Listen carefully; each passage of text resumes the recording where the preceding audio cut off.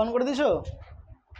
ঠিক আছে, দেখো আগে আমরা গোলক চ্যাপ্টারের ফর্মুলাসগুলো কী করে আসলো সেগুলো বুঝি। একটা গোলকের এক্সাম্পল তোমরা জানো, ফুটবল দেখেছো, ক্রিকেট বল দেখেছো, সব কি এক্সাম্পল অফ স্ফেয়ার বা গোলক। আচ্ছা বলো তো, একটা যে গোলক আঁকলাম, এই গোলকের কয়টা তল? এই গোলকের তল সংখ্যা কয়টা? তল সংখ্যা একটা। এই তলটাকে আমরা কি তল বলি? বক্রতল, তাই না? এই গোলকের একটাই কি? বক্রতল।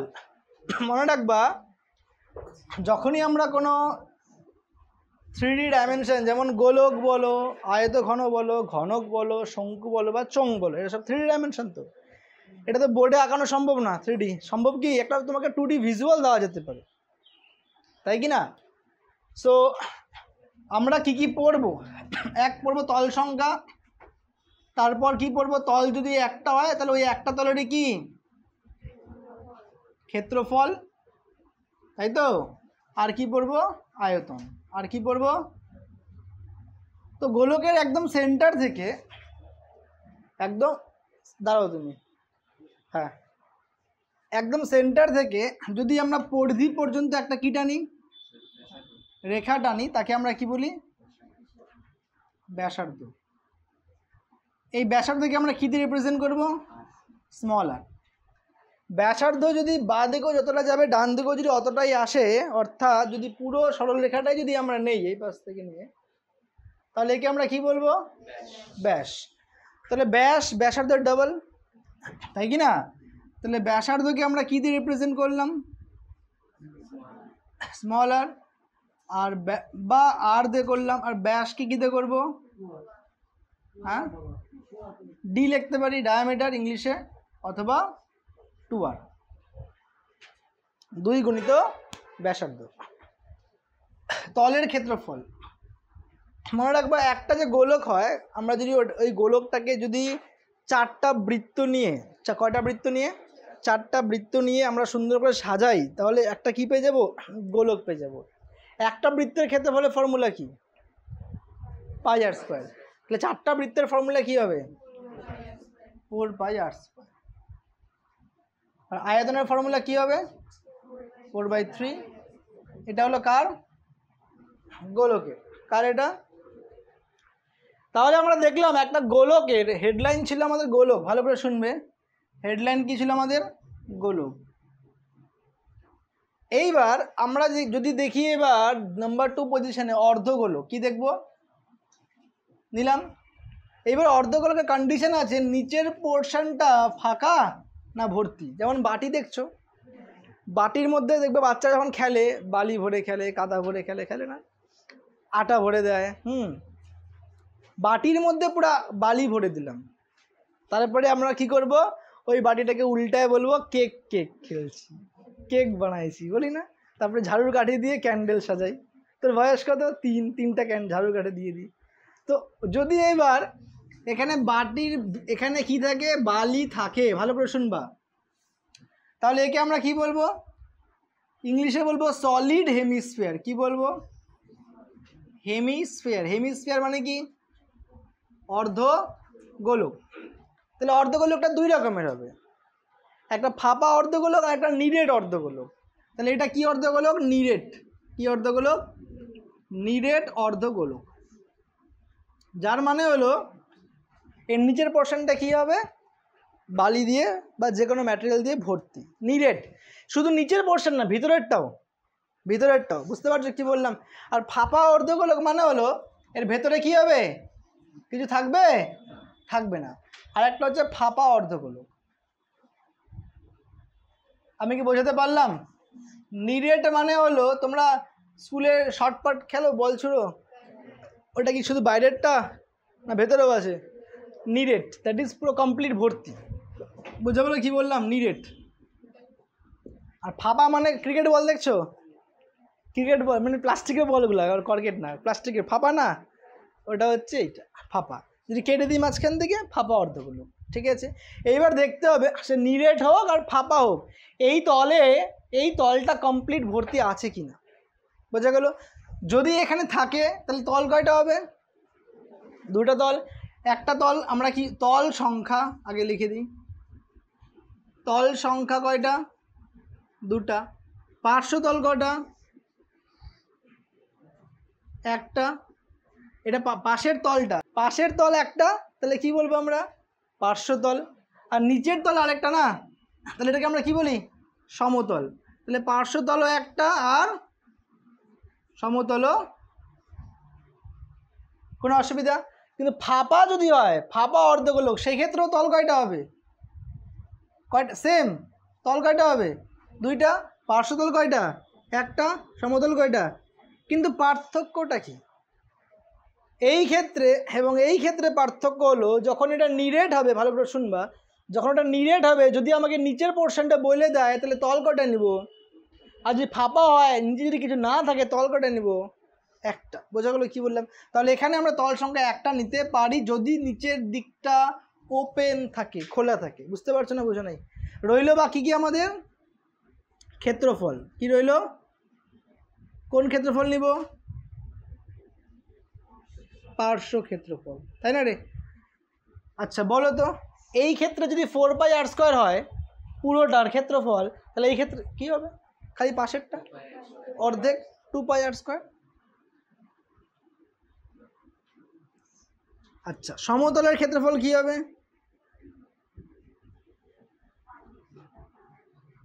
নিচের ক্ষেত্রফল বৃত্ত একটা, বৃত্ত না, πr²। আচ্ছা, সমতল হলো পার্শ্বতল, তাহলে সমগ্রতল কি হবে? সমগ্রতলের ক্ষেত্রফল কি হবে? দুটাকে কি করে দেবো? যোগ। তাহলে 2πr² প্লাস 1πr² কি হয়ে যাবে? যেমন ধরো এই ক্ষেত্রে উপরে একটা, এইটা ধরো আমার হাতটা বল, তাহলে এইটা কি হলো? 2πr², আর এটা কি হয়ে গেল? πr², তাই কি না? তাহলে πr² আর 2πr², এটা যে 2πr² যোগ করলে কত হবে? 3πr²। তাহলে সমগ্রতল কত হয়ে গেল? 3π হলো। কিন্তু ফাঁপা অর্ধগোলকে তল যদি একটাই হয়, আর সেটা কি তল হয়? পার্শ্বতল, তাহলে ক্ষেত্রফলটা কি হবে? শুধু 2πr²। নিজের পোর্শনটাকে নিব? নিব না। তাহলে এখানেই আমাদের ফর্মুলা শেষ। একটা গোলক, এই গোলকটা ব্যাসার্ধ কি নিলাম? ব্যাস কি নিলাম?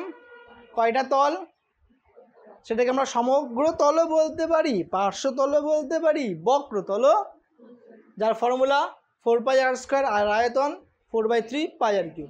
এখানে দুটো তল, পার্শ্বতল আর সমতল। পার্শ্বতল 2πr², সমতল 1πr²।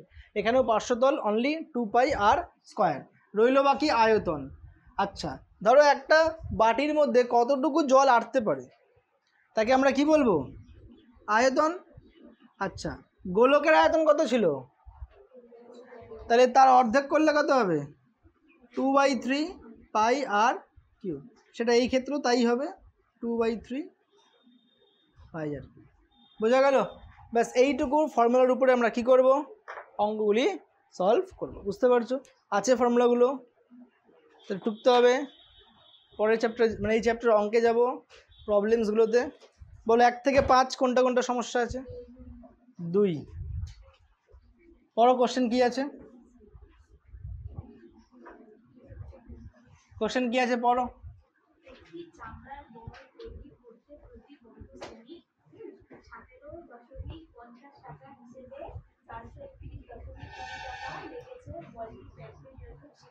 দেখো, এই বলটা বানাবো, প্রতি বর্গ মিটারে কত খরচা হয়েছে বলেছে? তাই বলছে তো নাকি? প্রতি বর্গ সেমিতে 17.50, তাই না? ভালো করে দেখবার, আমরা এমন লিখতে পারি 17.50 টাকা খরচ হয়েছে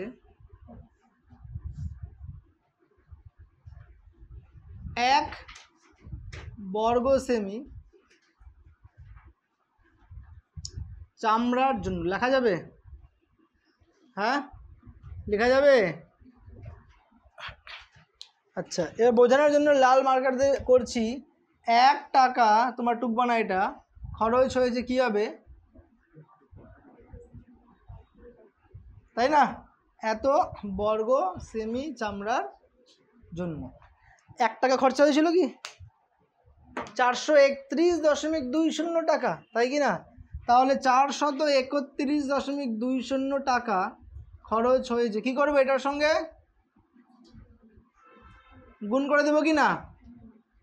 এত বর্গ সেমি চামড়ার জন্য। এবার এই যে ভ্যালুটা পাবো আমরা, যাই পাই, এই এত বর্গ সেমি কি তৈরি করলো? বল তৈরি করলো। তাহলে বলের কিসের ক্ষেত্রফল? পার্শ্বতল বলতে পারি বা সমগ্রতল বলতে পারি। অতএব এবার ধরি বলটির ব্যাসার্ধ। কি ধরবো?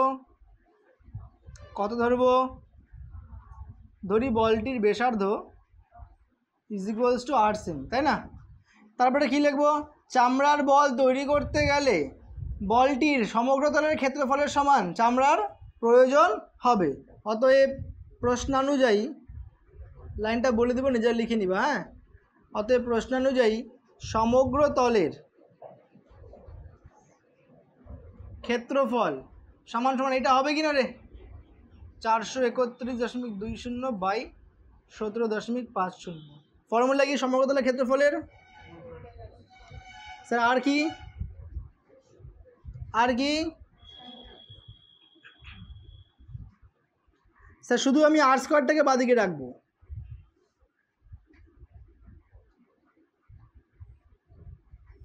ফোর পাইকে ওইদিকে নিয়ে যাবো। হ্যাঁ, 4 পাই মানে 22/7। কোথায় ফেলে দেবো? এই পয়েন্ট সরলে নিচে, এই পয়েন্ট উঠলে উপরে। 101কে 100, 0 0 4 দিয়ে কাটি। 4 1 4, 4 7 28, ঠিক আছে। 4 1 4 0, 4 7 28, 3 2 4 8, 11 2 11 দিয়ে 9 11 99 থাকলো 88, 8 11 88, 2 দিয়ে কাটি 49 হলো। আচ্ছা, আর কাটবে? 7 দিয়ে কেটে যায় এটা। 7 1 7, 7 2 14, 5 7 35। তাহলে আর স্কোয়ার ইজ ইকুয়ালস টু কত পেলাম? 49/20, তাই তো? নাকি আরও কিছু আছে দেখো তো? 49কে আমরা কি লিখতে পারি? আর 25কে? সো নিচের লাইনে তুমি লিখতে পারতো এটাকে আর ইজ ইকুয়াল টু √77 আর √55। আর এর মান কত পেলাম? 7/, একটা 7 বেরোবে আর একটা 5 বেরোবে, 7/5। অ্যান্সার কি চেয়েছে? ব্যাস। আর দিয়ে কি কাজ আমার? কাজ আছে কোনো? আর তো ব্যাসার্ধ চাইছে কি, তার মানে 2r করবো, যা আছে থাক এখানে 7.5। অতএব বলটির ব্যাস সমান সমান 7/5 ইন্টু 2, 7 2 14/5, 5 2 10, 4.0, 5 8 40, 2.8 সেন্টিমিটার। ব্যাস। কোনো অসুবিধা, সমস্যা? বুঝছি, পারবো। কঠিন ছিল? হ্যাঁ, তো এইটাই কঠিন ছিল, ঐকিক নিয়মটা। হ্যাঁ বলে আবার ক্লাস 6 7 কারণে ঐকিক নিয়ম। হ্যাঁ, 10টা চকোলেটের দাম 50 টাকা হলে একটা চকোলেটের দাম কত টাকা? সেম, খালি লাইনটাকে ঘুরিয়ে দেওয়া হয়েছে, তাই না রে? যদি বলতো 17.50 টাকা খরচ হয়েছে 1 বর্গ সেমিতে, মোট টাকা খরচ হয়েছে এত, তোমরা বলতে পারতে। কিন্তু উল্টা দিয়ে দিচ্ছে না, 1 বর্গ সেমিতে খরচ হয়েছে এত টাকা, মোট খরচ হয়েছে এত টাকা। তাহলে কত বর্গ সেমি? মোট টাকা থেকে 1 বর্গ সেমি টাকা কি করে দিব? ভাগ করে দিব। টুকতে হবে। 2 এর পরে সমস্যা 12। 1 থেকে 5 আর নাই, তাই তো? 6 থেকে 10, 6 8 আর 12 13 10।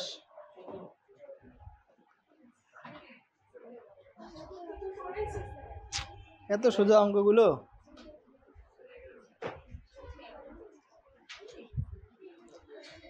6 অর্ধ গোলাকৃতি একটা বাটি তৈরি করতে 127/2/7 বর্গ সেমি পাত লেগেছে। একটা কি বানাবে?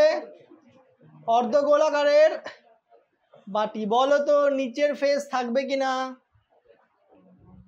থাকবে না? একটা বাটির নিচের ফেস থাকে না? থাকে না।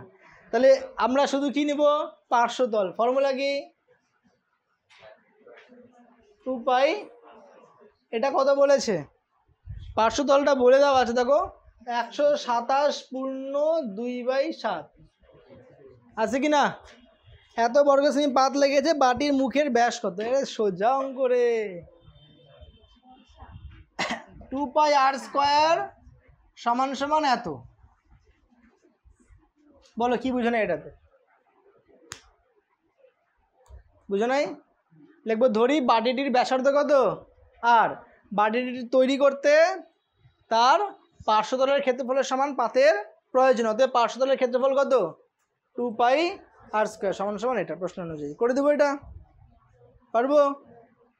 সোজা আছে। আচ্ছা লাইনটা লিখে নাও এখানে, বলে দিচ্ছি।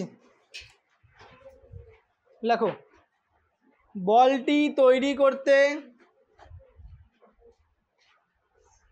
তার সমগ্র তলের ক্ষেত্রফলের সমান, বলটি তৈরি করতে তার সমগ্র তলের ক্ষেত্রফলের সমান চামড়ার প্রয়োজন।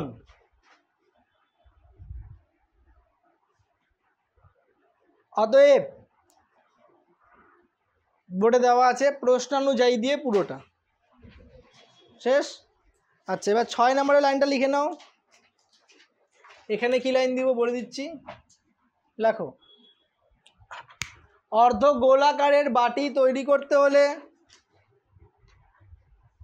কোশ্চেন নাম্বার 6 এর লাইনটা বলে দিচ্ছি। হ্যাঁ, অর্ধ গোলাকারের বাটি তৈরি করতে হলে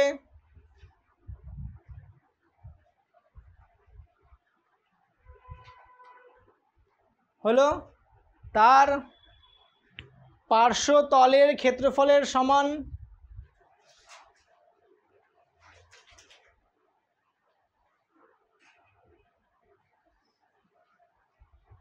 অর্ধ গোলাকারের বাটি তৈরি করতে হলে তার পার্শ্বতলের ক্ষেত্রফলের সমান পাতের প্রয়োজন।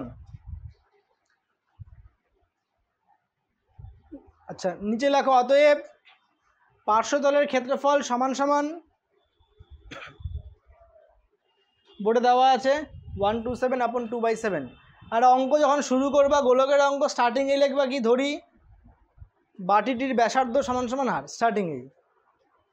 বুঝতে পারছো কি বললাম? বুঝবো?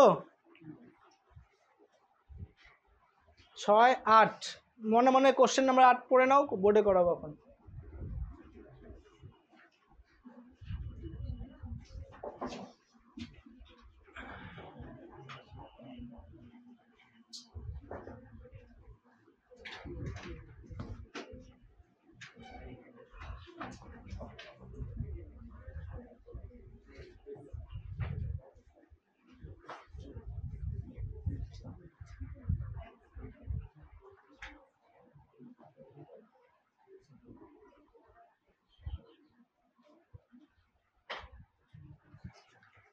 আচ্ছা পরের প্রশ্নে যাচ্ছি। কোশ্চেন নাম্বার 8 কি আছে দেখো, একটি নিরেট সীসার গোলকের ব্যাসের দৈর্ঘ্য 14 সেমি।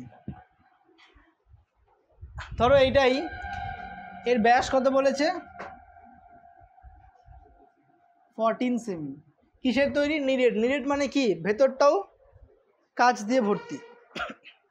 ফাঁপা বলেছে, নিরেট মানে ভেতরেরটাও কাঁচ দিয়ে ভর্তি। ওই গোলকটিকে গলিয়ে 3.5 সেমি দৈর্ঘ্যের ব্যাসার্ধে, 3.5 সেমি দৈর্ঘ্যের ব্যাসার্ধ নিলাম। কতগুলি নিরেট গোলক তৈরি করা যাবে? তাই তো প্রশ্ন। দেখো তো 3.5 সেমি দৈর্ঘ্যের ব্যাসার্ধের কতগুলি নিরেট গোলক তৈরি করা যাবে, এটাই তো আছে। আচ্ছা এই একটা গোলকের যা আয়তন হবে, এই আয়তনটা তোমরা মোমের পুতুল বানিয়েছো? ক্রাফট স্কুলে দেয় না কর্মশিক্ষায়? স্যার দেয় তো, বানাই না।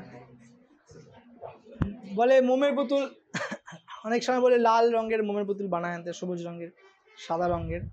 তো কথার উদ্দেশ্য হলো একটা মোম কিনে আনতে হয়।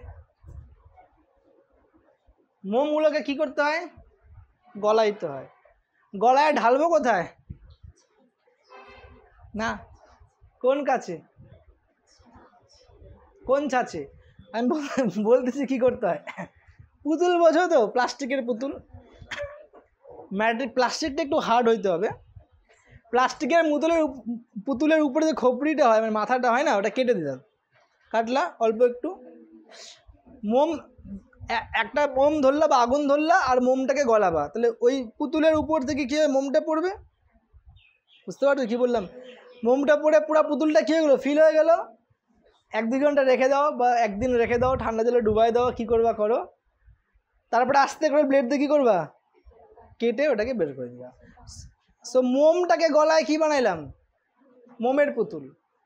তাহলে ওই মোমের যতটা আয়তন ছিল, মোমের পুতুলেরও অতটাই সেম। এই বড় গোলকের যা আয়তন হবে, ছোট যতগুলো গোলক বানাবো তারও আয়তন কি হবে? সেম হবে। বুঝতে পারছো কি বললাম? তাহলে বড় গোলকের আয়তন সমান সমান ছোট সব কয়টা গোলকের আয়তন, কারণ বড় গোলকটাকে গলায় ছোট গোলকগুলো বানাইলাম, তাই না? যেখানে আমাকে বলে দিয়েছে বড় গোলকের ব্যাসার্ধ 7, কত বলছে?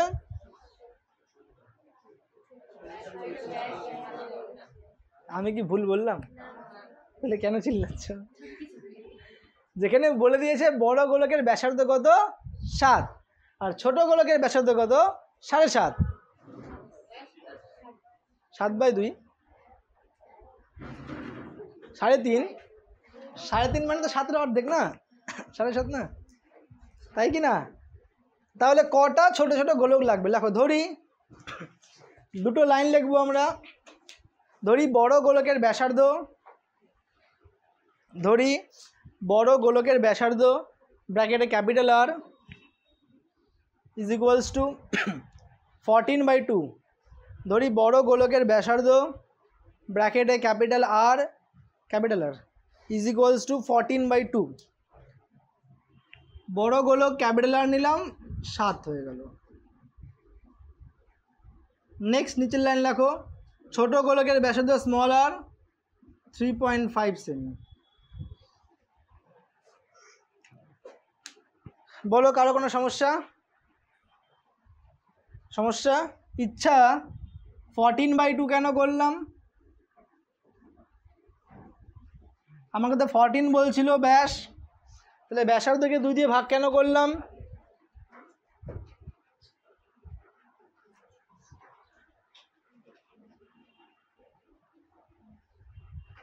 ব্যাস যত আছে ব্যাসার্ধ বের করতে গেলে 2 দিয়ে কী করবো? 14কে তাই 2 দিয়ে কী করলাম? হয়ে গেছে লাইন দুটো লেখা। তারপরে লেখো ধরি উপরে লেখা হয়েছে না? বড় গোলকটিকে গলিয়ে এক্সটি ছোট গোলক তৈরি করা হলো। বড় গোলকটিকে গলিয়ে কয়টি? এক্সটি। কয়টি? এক্সটি ছোট গোলক তৈরি করা হলো। প্রশ্নানুযায়ী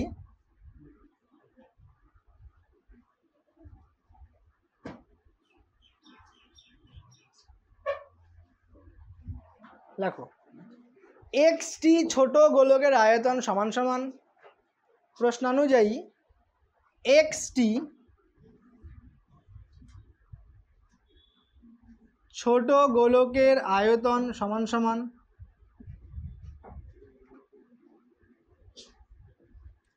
একটি বড় গোলকের আয়তন। লিখেছ?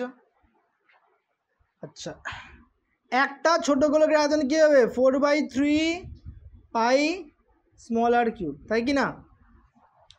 তাহলে এক্সটার ক্ষেত্রে আয়তন কী হবে? ইন্টু এক্স, তাই তো? একটার আয়তন যদি এত হয়, 10টার আয়তন কী হবে? ইন্টু এক্সটার আয়তন কী হবে? Into x. এই এক্সটা পাবো কোথা থেকে? একটা বড় গোলককে গলিয়ে 4/3 পাই যাচ্ছে। শেষ। বলো কে বুঝো না এটা?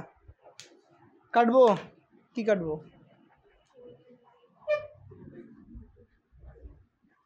এক্স লাগবে না, তাহলে স্মল আরকে ওইদিকে নিয়ে যাবো, capital R cube by small R cube.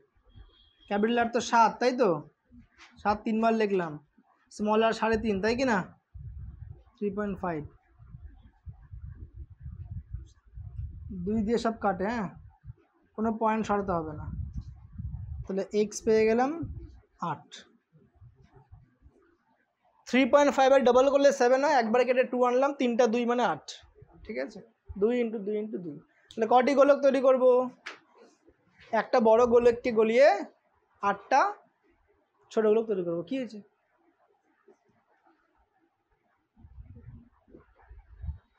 10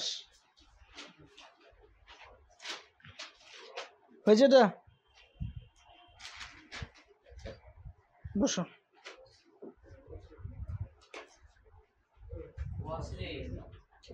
কি হয়েছে?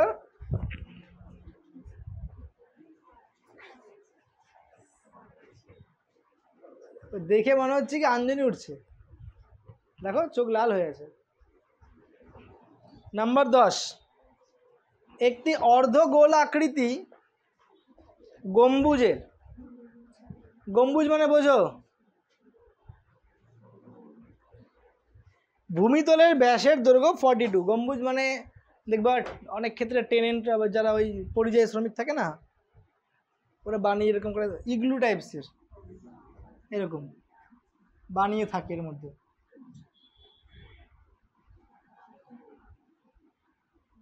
গম্বুজ ত্রিপল দিয়ে গোল টাইপের বানায় থাকে। বলেছে ভূমিতলের ব্যাসার্ধ 21 ডেসিমি। কত? ভূমিতলের ব্যাসার্ধ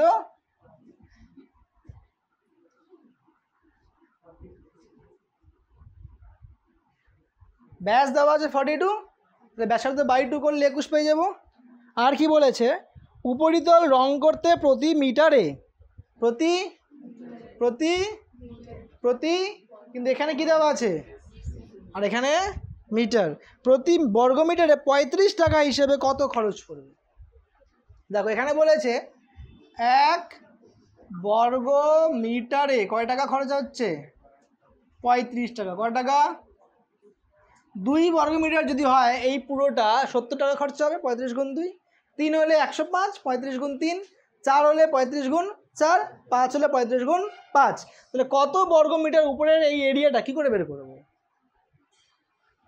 পার্শ্বতল। ফর্মুলা কি? 2πr²। কোশ্চেন আবার পড়বো।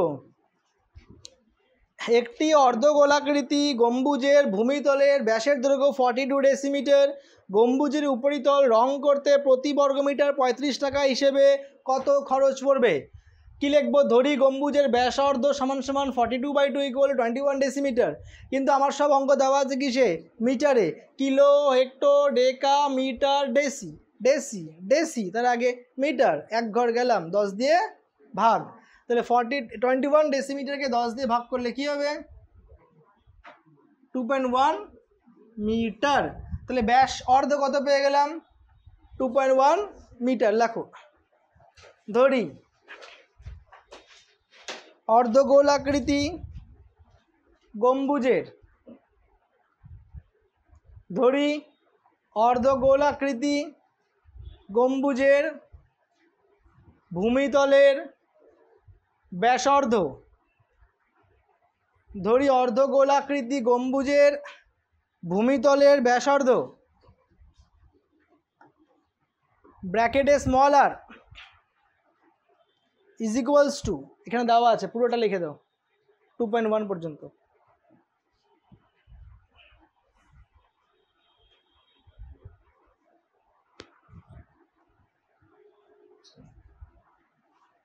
ডান। তারপরে লেখো গম্বুজের উপরিতল রং করতে হলে, গম্বুজের উপরিতল রং করতে হলে তার বক্রতলের ক্ষেত্রফলের সমান রঙের প্রয়োজন হবে।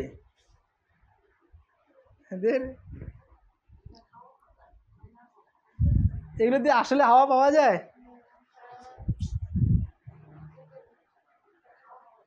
এগুলো স্কুলে ম্যাডামরা হাওয়া খায়, দেখবা দেখবা। গম্বুজের উপরিতল রং করতে হলে তার বক্রতলের ক্ষেত্রফলের সমান রং করার প্রয়োজন হবে। হয়ে গেল। আচ্ছা, অতএব বক্রতলের ক্ষেত্রফল সমান সমান, অতএব বক্রতলের ক্ষেত্রফল সমান সমান 2πr²। তাই কিনা রে? পায়ের মান কত, আর এর মান কত? কয়বার লিখবো? 3.10 আনলাম। হ্যাঁ, যেটা কাটাকুটি যাবে একবারে কাটলাম। 3 × 7 = 21, 2 × 22 × 3 × 21/2টা 0, 22 × 2 = 44, 3 × 21 = 63/100। গুণ করব 63 × 44,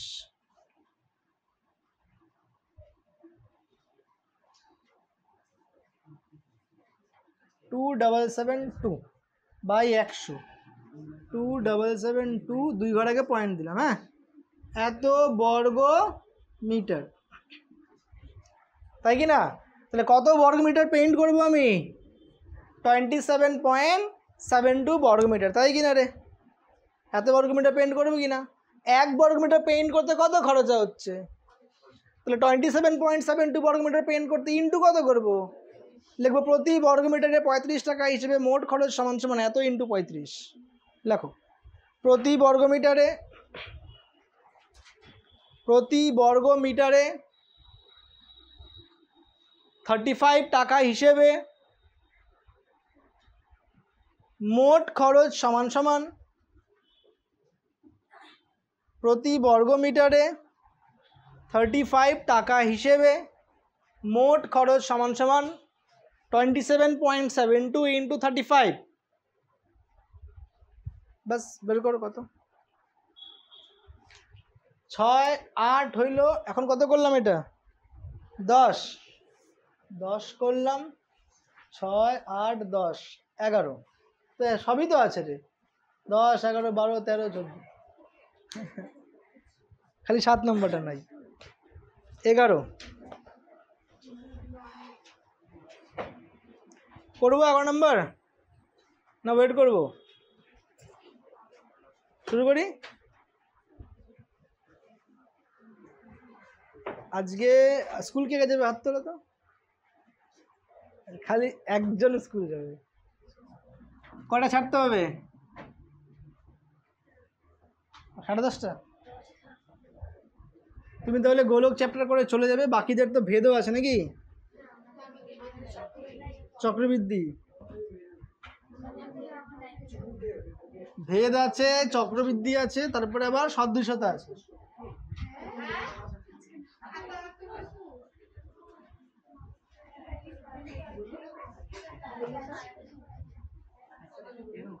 তাহলে আজকে এটার পরে ভেদ প্রবলেমগুলো করি, তবে ছুটি।